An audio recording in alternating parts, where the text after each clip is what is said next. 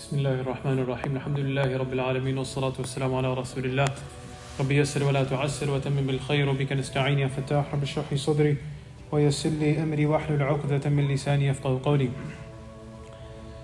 قال الله تعالى في القرآن المجيد والفرقان الحميد: أعوذ بالله من الشيطان الرجيم بسم الله الرحمن الرحيم فكلوا مما ذكر اسم الله عليه إن كنتم بآياته مؤمنين. وقال تعالى: ولا تأكلوا مما لم يذكر اسم الله عليه وإنه لفسق وإن الشياطين ليوحون إلى أوليائهم ليجادلوكم وإن أطعتموهم إنكم لمشركون. صدق الله العظيم. Allah subhanahu wa ta'ala, He states in multiple places in the Quran, but two of the verses that we're going to be reciting inshallah today from Sūrah al Anʿām. First verse is verse number 118, second verse is verse number 121, so they're very close to each other. He says that eat the meat of that animal upon which the name of Allah subhanahu wa ta'ala has been said when sacrificing, when slaughtering that animal, if you believe in His verses. In kuntum bi ayati mu'minin. That's verse number 1. Verse number 2, he says, وَلَا تَأْكُلُوا مِمَّا لَمْ يُذْكَرِ اسْمُ اللَّهِ عَلَيْهِ وَإِنَّهُ لَفِسْقٌ.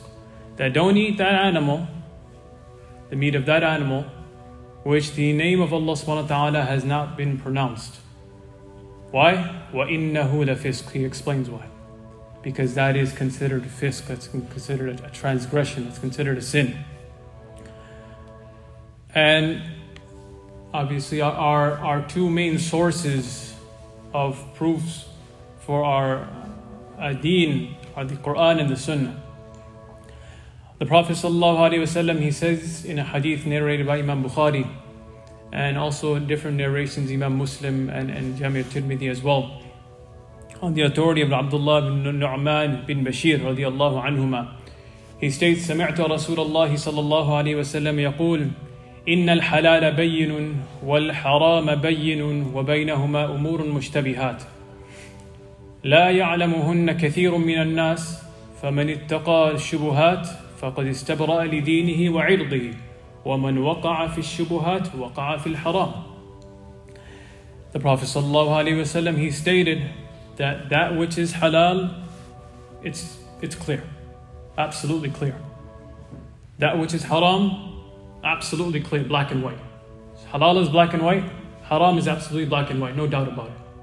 وَبَيْنَهُمَا أُمُورٌ مُشْتَبِهَاتٌ. But there, in between those two, there's that gray area. That gray area, وَبَيْنَهُمَا أُمُورٌ مُشْتَبِهَاتٌ. Or he says, وَبَيْنَهُمَا أُمُورٌ مُشْتَبِهَاتٌ. Now, لَا يَعْلَمُهُنَّ كَثِيرٌ مِنَ النَّاسِ. A lot of individuals, they're not experts, so they don't know that gray area. That's where a lot of people make mistakes, in that gray area. Yeah, because it's not that clear. Except maybe for the individuals that are well grounded in the sciences. فَمَنِ اتَّقَى بِالشُّبُهَاتِ. But what is the best thing to do when you're in doubt?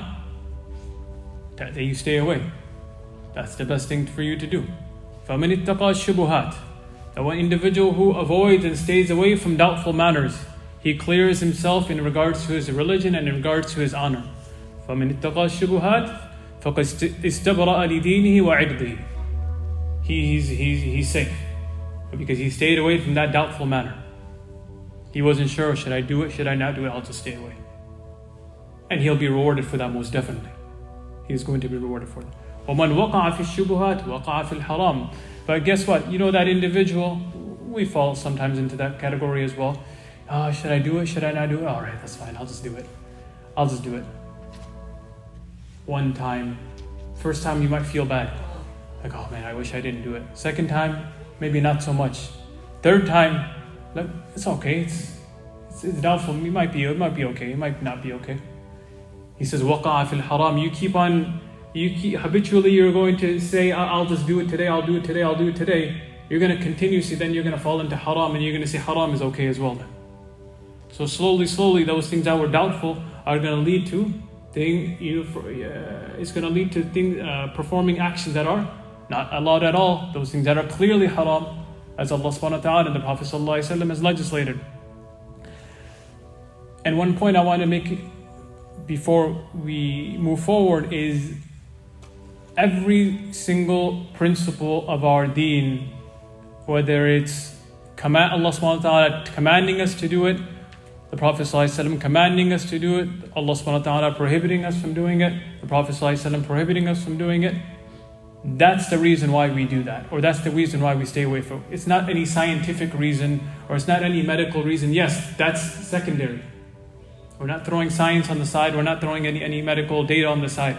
But first and foremost, our primary reason for anything that we do in deen, as a Muslim, is because Allah subhanahu wa ta'ala told us to do it, or the Prophet ﷺ told us to do it.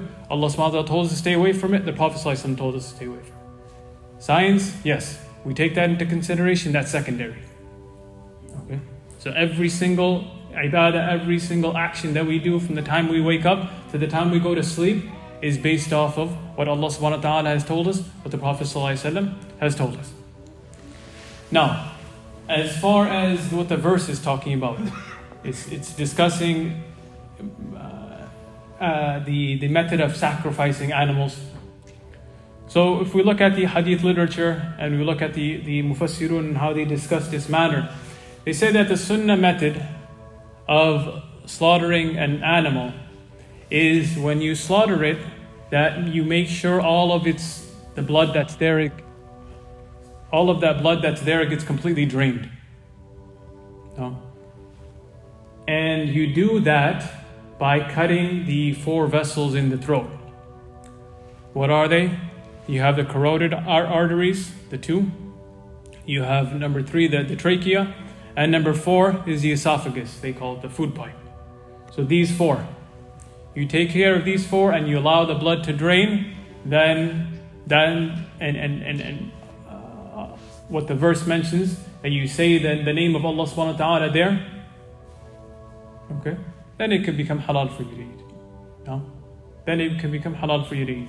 And why do we allow it to drain? Because the Prophet sallallahu alaihi wasallam, he himself said that eat from those animals whose blood was drained, and upon that animal whom Allah subhanahu wa ta'ala's name was recited. This is from hadith, this is from the Prophet sallallahu alaihi wasallam, this is from the Quran, it's not from me. So the blood can only be drained if those 4 vessels are cut, and then you leave it. And if you want to look at the science, okay, in my free time, I'm a health coach, so I love going into the science and the data and how much research that has been done on these specific matters that have been laid down in the deen and Islam. Not like that is going to add more to my iman, because that's Allah subhanahu wa ta'ala told us to do something, we're going to do it anyways. Whether the data supports it or not, we're going to do it. Okay? But it's sometimes, when you're talking to the public or when you're talking to the non-Muslims, it's good to relate to them some science as well. One of my students from the college, he was from the institute, he was telling me he was doing a discussion as well on halal foods, dhibiha foods to the non-Muslim crowd as well. And he was talking about, and he was bringing data and how it's beneficial for the body as well. And then he said after his talk, a few of them came up to him and he said, you know what, I'm going to eat halal as well now. I'm going to try it as well. What you Muslims are eating, I'm going to try eating that as well, because it sounds good. It sounds humane. Okay, mashallah. All right. So there are numerous benefits as well, scientific benefits, which are secondary to the primary reasons that are laid down in the Quran and the Sunnah.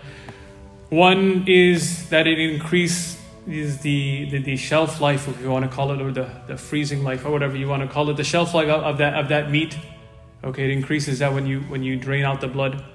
Number 2, obviously, blood is najis, it's something that's impure, so obviously bacteria builds up there, and it's the absence of bacteria if you allow it to drain. And lastly, number 3, by making sure that you cut these 4 vessels, this allows for the complete drainage of the flowing of the blood of the entire body. No. So if we can summarize, I think this is can be talked about for hours and hours, but if I can summarize the main conditions, there are other conditions that we want to keep in mind, but the main conditions that we want to keep in mind for your meat to be considered halal is that you as a Muslim slaughter it with your hand. Along when you are slaughtering it, you are saying the name of Allah subhanahu wa ta'ala, as the Prophet sallallahu alaihi wasallam, as Allah subhanahu wa ta'ala states. And if you don't say it, if you forget, we're human beings, we forget sometimes. So the Prophet sallallahu alaihi wasallam, he said, "Dhabihatul muslimi halalun wa illam yudhkar ismullahi alayhi." That the sacrificing, the slaughtering of a Muslim, of an animal is allowed even if they don't mention the name of Allah subhanahu wa ta'ala. Why? Because they have the name of Allah subhanahu wa ta'ala here. They still have the name of Allah subhanahu wa ta'ala within them. So even though they might have forgotten to say it, sometimes it's all in the heat of the moment, the animal's running and you're grabbing it and people get worried and they forget. Okay. So even if you forget, khair inshallah, it still counts. And number 3 is, as we discussed, the cutting of the 4 vessels, the carotid arteries, the 2 carotid arteries, the trachea, and the esophagus. So these are the main conditions to make an animal halal for us to consume. Now, that's the term halal where Allah subhanahu wa ta'ala uses it in the Quran. In other places in Sūrah al Baqarah, I'm forgetting the verse number right now, I believe it's 170, 171, 172, something like this, where Allah subhanahu wa ta'ala, He attaches the word tayyib as well to it. So He says, eat halal and tayyib.